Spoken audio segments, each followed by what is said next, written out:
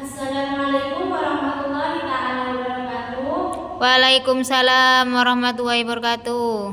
Eh, Baik teman-teman, di sini saya akan mempresentasikan hasil proposal saya yang berjudul peningkatan hasil belajar siswa pada mata pembelajaran IPA melalui model pembelajaran problem based learning di kelas 5 SDN Lubuk 1 Desa Lubuk.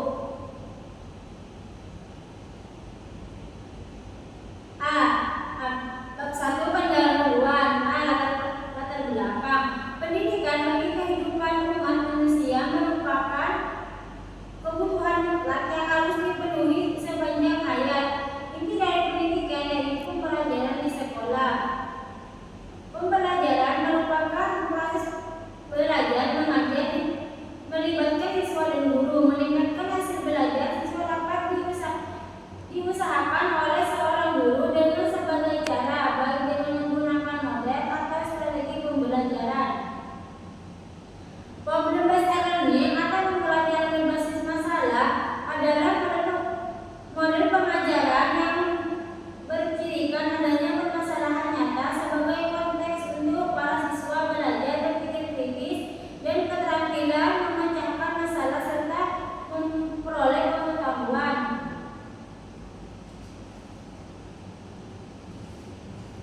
Penerapan model pembelajaran sebaiknya disesuaikan dengan karakteristik materi yang diajarkan.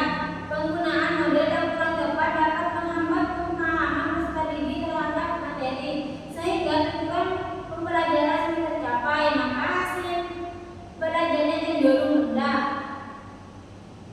Hasil belajar adalah ukuran kemampuan dari kinerja yang diperoleh siswa dalam belajar.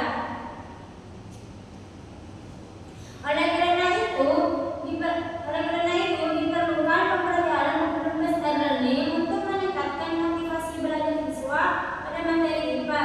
Dengan pendekatan ini diharapkan siswa tidak hanya memahami materi dan aktif di kelas, tetapi juga memecahkan masalah.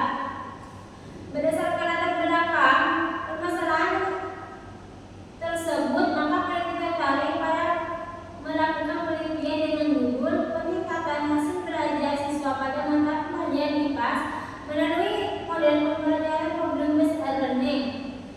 Selanjutnya, dari rumusan masalah. Berdasarkan latar belakang di atas, maka dapat disusun rumusan masalah dan penelitian ini sebagai berikut. Yang pertama, bagaimana penerapan model pembelajaran problem based learning dalam peningkatan hasil belajar IPA siswa kelas 5 SDN Lubuk 1. Dua, bagaimana peningkatan hasil belajar siswa dengan menggunakan pembelajaran problem based learning pada siswa kelas 5 SDN Lubuk 1. Jadi penelitian berdasarkan rumusan masalah di atas, maka dapat disusun tujuan masalah dalam penelitian ini sebagai berikut. Yang pertama, untuk mendeskripsikan penerapan pendekatan problem based learning pada pembelajaran IPA siswa kelas 1 SDN Lubuk 1. Yang kedua, untuk mengetahui peningkatan hasil belajar siswa menggunakan pendekatan problem based learning pada pembelajaran IPA siswa kelas 5 SDN Lubuk 1. D. Manfaat penelitian. 1. Praktis. Bagi sekolah untuk bahan evaluasi dalam peningkatan motivasi kualitas pada materi IPA siswa kelas 5 SDN Lubuk 1. B. Bagi guru dapat meningkatkan keterampilan melalui penerapan pendekatan model pembelajaran problem based learning materi IPA siswa kelas 5 SDN Lubuk 1. C. Bagi siswa dapat meningkatkan hasil belajar siswa pada materi IPA siswa kelas 5 SDN Lubuk 1. E. Definisi operasional. Untuk menghindari ketidakpahaman dalam menggunakan istilah penelitian ini, maka dijelaskan sebagai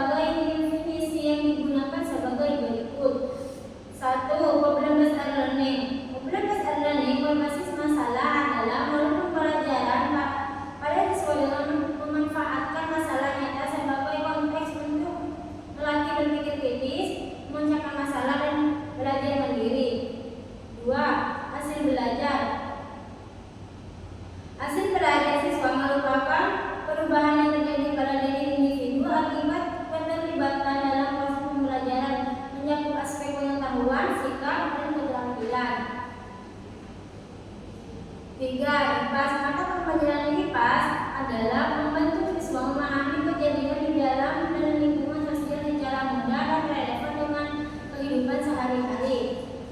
Selanjutnya, bab 2, kajian pustaka. A. Deskripsi teori. 1. Hasil belajar. A. Pengertian hasil belajar.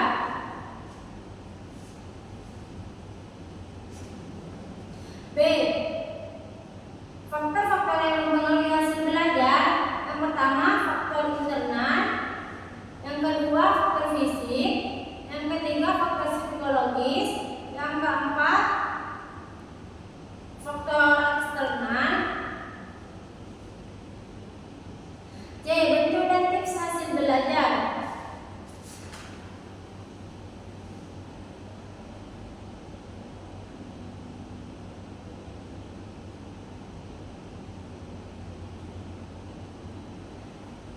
Mengelompokkan tips hasil belajar ke dalam 3 ranah sebagai berikut. Yang pertama, ranah kognitif. Yang kedua, ranah efektif.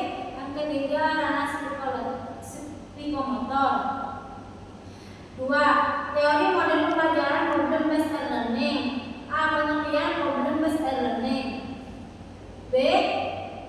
Karakteristik model pembelajaran problem based learning atau pembelajaran berbasis masalah. C.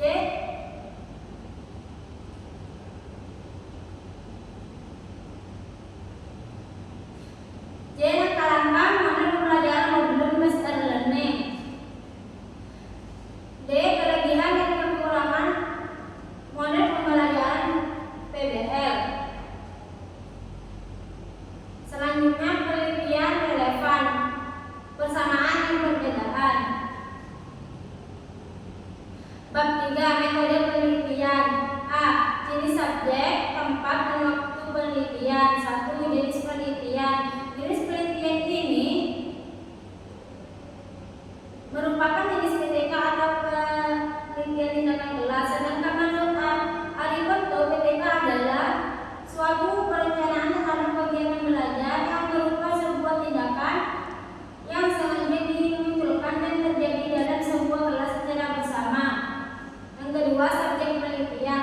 Subjek dalam penelitian ini adalah seluruh siswa kelas 5 dalam 1 yang berjumlah 30 siswa dan 16 siswa laki-laki dan 14 siswa perempuan. 3. Tempat dan waktu penelitian.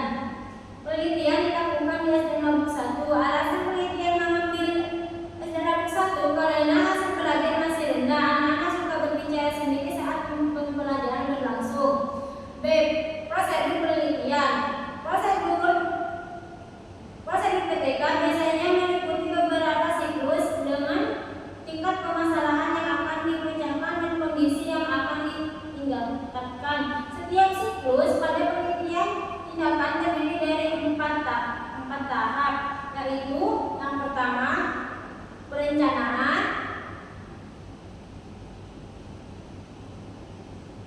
Yang kedua, pelaksanaan.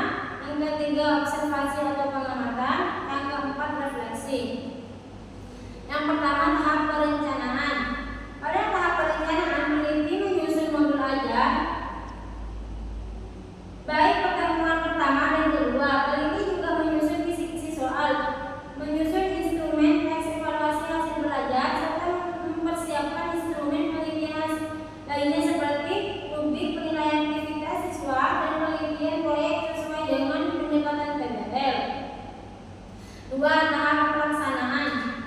Tahap pelaksanaan merupakan penerapan dari tahapan perencanaan dalam proses kegiatan pembelajaran.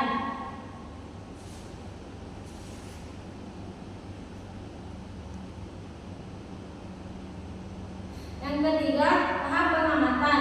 Pengamatan dilakukan oleh guru kelas yang bertindak sebagai observer. Guru mengamati peneliti yang sedang melaksanakan pembelajaran sesuai dengan langkah-langkah yang telah direncanakan. Yang keempat, tahap refleksi. Tahap refleksi merupakan tahap untuk mengkaji